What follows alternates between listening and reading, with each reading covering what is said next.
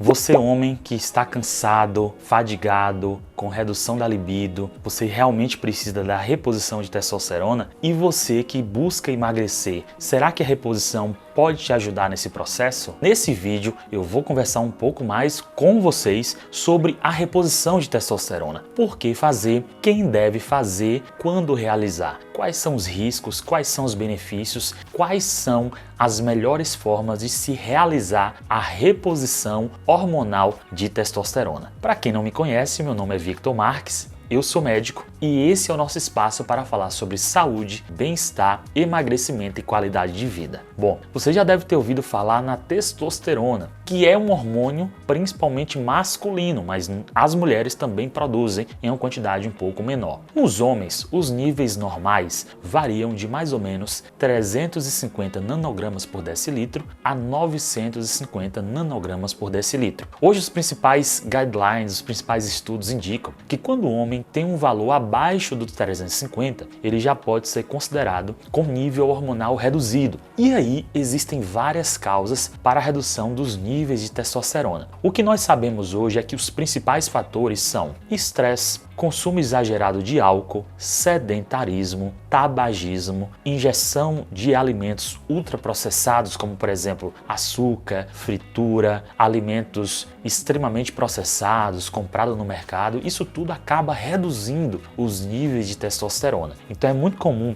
quando o paciente passa a dormir melhor, começa a praticar atividade física, modula o estresse, perde peso, os seus níveis acabam melhorando. E isso é muito importante porque a testosterona é um hormônio que, além de melhorar a questão sexual, a disposição, cognição, também tem outros benefícios, como por exemplo, melhorar a sensibilidade à insulina, o que no longo prazo pode reduzir o risco de diabetes. Ou seja, o homem ou até a mulher que tem níveis muito baixos de testosterona podem desenvolver diabetes, claro que associado com outros fatores, como sedentarismo, alimentação ruim, alterações no sono. O que nós precisamos entender também é que nós não devemos tratar valores de laboratório. A gente precisa interpretar o exame laboratorial junto com os sintomas. Então é muito comum alguns pacientes chegarem para mim com 400 de testosterona, mas eles não apresentam nenhum dos sintomas. A libido é excelente, a ereção está ok, as pessoas estão bem dispostas, então nós não vamos aumentar esse valor de 400. A gente precisa tratar o indivíduo, precisa tratar a pessoa. Então, às vezes pode acontecer de uma pessoa com 500 de testosterona e apresentar diversos outros sintomas, como redução da libido, alteração do humor, cansaço, fadiga. Então, às vezes, nesse paciente que apresenta sintomas, a gente poderia até aumentar um pouco mais os níveis. No entanto, o que nós sabemos é que níveis abaixo de 350 são considerados níveis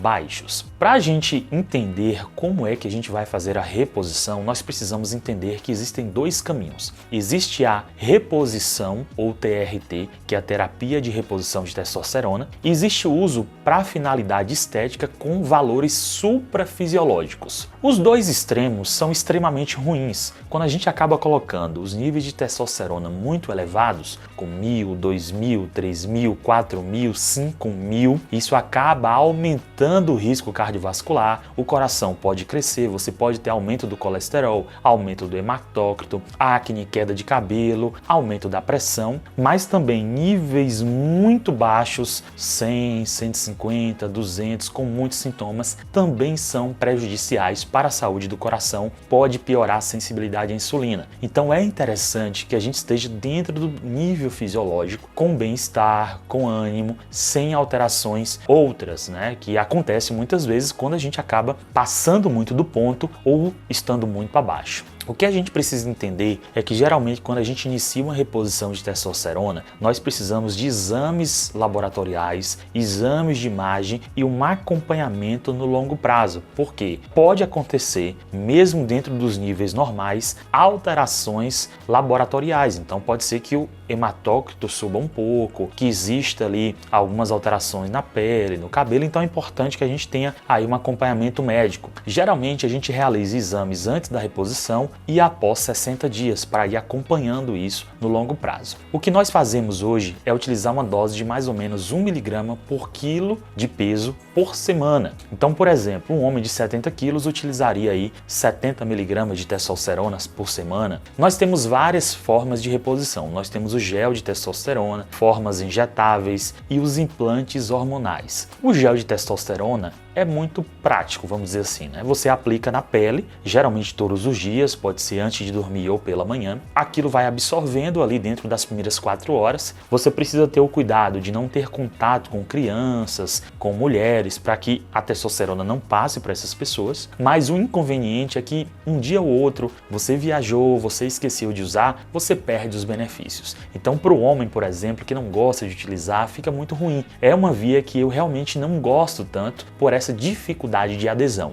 Já os injetáveis, nós temos aí nas farmácias o Deposteron, que é o cipionato de testosterona, e o Durateston, que existem vários ésteres ali dentro da ampola. Nós sabemos que quando acontece a aplicação da testosterona, há um pico dessa testosterona na corrente sanguínea. Então, depois de 2 a 3 dias, há um aumento muito grande da testosterona e depois de algum tempo ela cai. Ou seja, quando a gente realizar o exame de laboratório para avaliar como está sendo a reposição, nós devemos coletar o exame após 2 a 3 dias da aplicação. Porque se a gente coleta um dia após ou talvez um dia antes da aplicação, você pode ter níveis ali muito altos ou muito baixos. Então é importante que você compreenda esse aspecto de picos e vales da injeção e, nesse sentido, você realize a coleta do exame de sangue de uma maneira adequada, num dia adequado, num time adequado. Eu particularmente também não gosto tanto da via injetável porque você acaba tendo muita oscilação, então é comum o paciente falar que nos 2 ou 3 primeiros dias da aplicação houve uma melhora do ânimo, houve uma melhora da disposição e depois de 2 a 3 dias houve uma piora. Então pode ocorrer essas oscilações. E a gente sabe que diante dos estudos científicos nós temos um risco maior para aumento do hematócrito. O hematócrito é um dado que indica a parte viscosa do sangue, então quanto de sólido, por assim dizer, o sangue tem. E quando esse hematócrito sobe muito, geralmente no homem acima de 54%, a gente pode ter um risco maior de trombose, de AVC e de infarto. Então é importante que esse hematócrito ele fique mais baixo e, infelizmente, nos injetáveis a gente tem uma probabilidade de que isso aconteça com mais frequência. Agora, os implantes hormonais são vias que têm vindo para ficar, são excelentes vias e hoje eu tenho utilizado muito nos meus pacientes os implantes hormonais de testosterona absorvíveis, ou seja, o próprio organismo se encarrega de absorver o implante e nós não precisamos retirar depois. É um pequeno dispositivo que nós colocamos embaixo da pele, o procedimento é muito simples e o interessante é que o paciente tem uma adesão de 100%, ou seja, não existe o risco de ele esquecer, de não aplicar, de não absorver, porque o implante é 100% absorvido. O bom também é que nós temos um nível mais estável do hormônio na corrente sanguínea, então ele sobe e depois ele se mantém mais estável. Isso garante também muitas vezes melhora dos sintomas de maneira mais linear, a gente não tem oscilações dos sintomas. Nós precisamos entender também que para uma determinada parcela dos pacientes, principalmente mais velhos, ou talvez alguém que já fez uma cirurgia do testículo, que fez alguma retirada do testículo, a reposição será feita por longos prazos ou talvez para o resto da vida. Porque como aquele homem já não produz de maneira suficiente, talvez seja interessante manter a reposição constantemente, ad eterno aí, até que o paciente queira utilizar. O ideal é que ele utilizasse até o final da sua vida. Agora, para os pacientes mais jovens, diferentes dos pacientes mais velhos, a reposição ela terá muito provavelmente um prazo para começar e um prazo para finalizar. Por quê? Se a pessoa mais jovem tem alguns fatores identificáveis, como por exemplo, estresse, consumo exagerado de álcool, está dormindo mal, sedentário, quando a gente modifica isso, é muito provável que aquele paciente volte a ter níveis melhores de testosterona. A nossa intenção é fazer com que ocorra uma reposição inicial e depois de um tempo a gente tente retirar a testosterona para que esse paciente viva aí com sua produção adequada de forma natural. Agora, para os pacientes que estão acima do peso, que têm obesidade grau 1, grau 2 ou grau 3, estão em sobrepeso, podem realizar a reposição hormonal de testosterona? A resposta é sim. No entanto, a gente precisa entender muitas vezes que nesses pacientes pode ocorrer uma transformação maior da testosterona em estradiol, que é o hormônio feminino. Então, o paciente que está acima do peso, por ele ter uma quantidade maior de gordura, ele tem maior presença da enzima aromatase, que faz a transformação da testosterona em estradiol. E às vezes nós precisamos inibir essa enzima com algum inibidor de aromatase, como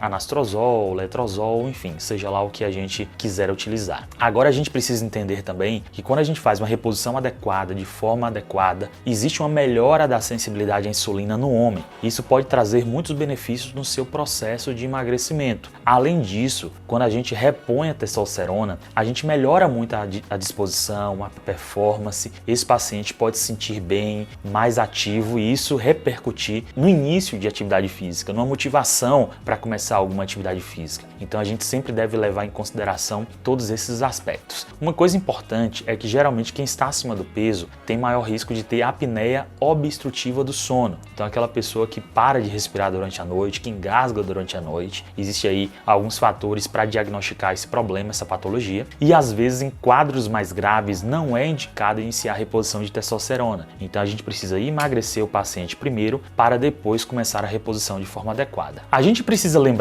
também que para pacientes que pretendem ter filhos, que não têm prole constituída, talvez a reposição não seja tão interessante. A gente precisa muitas vezes melhorar a produção endógena e aí nós temos vários artifícios para isso, como o próprio clomifeno ou o próprio inibidor de aromatase, porque se a gente utiliza testosterona nesse paciente, a gente pode reduzir um pouco a produção de espermatozoides. Então é interessante que se o paciente pretende ter filhos nos próximos 6 meses, 1 ano, 2 anos, a gente tenha esse cuidado de muitas vezes não repor naquele momento, mas aumentar a produção endógena. Então, era isso que eu queria falar para vocês. Se vocês gostaram desse vídeo, curta e compartilhe. Pode tirar a tua dúvida aqui acerca desse tema e te agradeço muito por estar junto comigo. Um grande abraço e a gente se vê em breve.